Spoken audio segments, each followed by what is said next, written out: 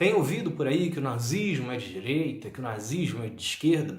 Neste episódio vou explicar um pouco tanto do comportamento social quanto do comportamento econômico do governo nazista para você compreender melhor essa história. É Pilatos lá na Bíblia quem nos diz, e também faleceu por ter pescoço o infeliz autor da guilhotina de Paris. Este debate basicamente só existe aqui no Brasil. Para o mundo todo, principalmente na Alemanha, o nazismo é um governo de extrema direita. A confusão ou má intenção utiliza do nome, das cores ou até mesmo de pequenas medidas para tentar jogar esse período terrível na história do mundo para a esquerda.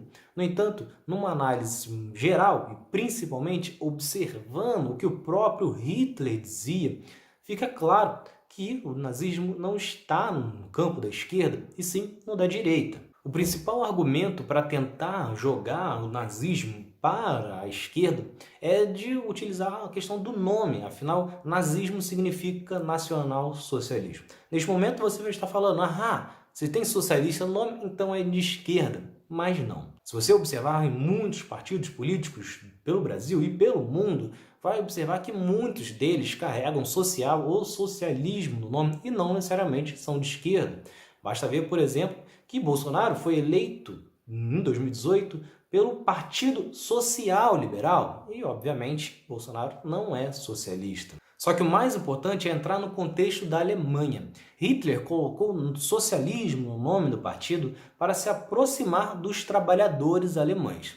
Isso porque boa parte dos eleitores da Alemanha eram trabalhadores que estavam mais próximos do Partido Social Democrata.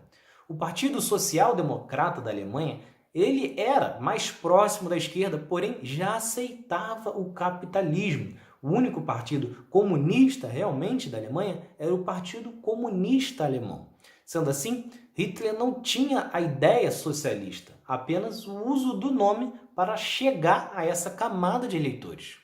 Além disso, mais importante do que ficar preso a um simples nome, é importante ver a atuação do partido nazista e também do que o próprio Hitler falava. No livro escrito por Hitler, de nome Minha Luta, ele deixava claro que não podia separar antimarxismo de antissemitismo, a perseguição aos judeus. E afirmava que o povo alemão tinha exatamente dois grandes perigos, o marxismo e o judaísmo. Neste segundo, Hitler ainda se referia como uma doença pestilenta. No livro, Hitler ainda deixava claro que tinha que aniquilar o marxismo.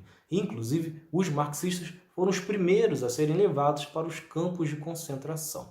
Tudo isso não está aberto a dúvidas ou discussões. Todo esse ódio ao marxismo, ao comunismo, está escrito no livro de Hitler, escrito pelo próprio Hitler antes de chegar ao poder e que você pode acessar na internet facilmente. Hitler, inclusive, determinava aniquilar o marxismo e, inclusive, os marxistas foram os primeiros a serem levados para os campos de concentração. Tudo isso não está aberto à discussão ou debate, está no livro escrito pelo próprio Hitler, que pode ser facilmente encontrado na internet. Para completar, para chegar ao poder, Hitler busca apoio da burguesia, que não precisa nem dizer que é uma coisa totalmente impossível em um governo comunista.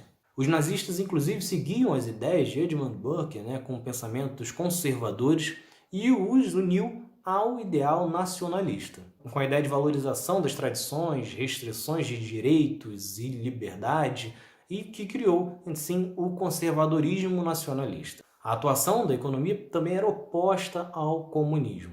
A Alemanha de Hitler era totalmente contrária ao intervencionismo completo, com a abolição da iniciativa privada. Donos de Volkswagen, BMW, Audi, Bayer, Hugo Boss, entre muitas outras empresas, não tiveram suas empresas tomadas pelo governo, muito pelo contrário, lucraram muito com o governo nazista e ganharam muito mais fama.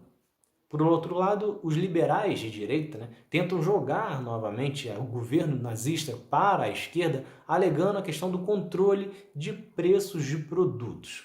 Porém, isso só ocorria para conter a inflação no país, que era grande e que poderia crescer ainda mais com o projeto de acabar com o desemprego no país. Desta forma, não só a medida de controlar os preços dos produtos foi feita, como também o congelamento dos salários, o que acontece, por exemplo, em um governo de direita no Brasil atualmente, que os salários estão congelados e, inclusive, querem congelar o salário dos servidores. Além disso, o próprio projeto de criação de empregos estava mais ligado à direita do que à esquerda. Afinal, o grande foco era a união com a iniciativa privada, fazendo alianças com grandes empresários, como as empresas que citei anteriormente. Na época, o governo também aboliu as centrais sindicais, novamente uma medida muito mais ligada à direita do que à esquerda.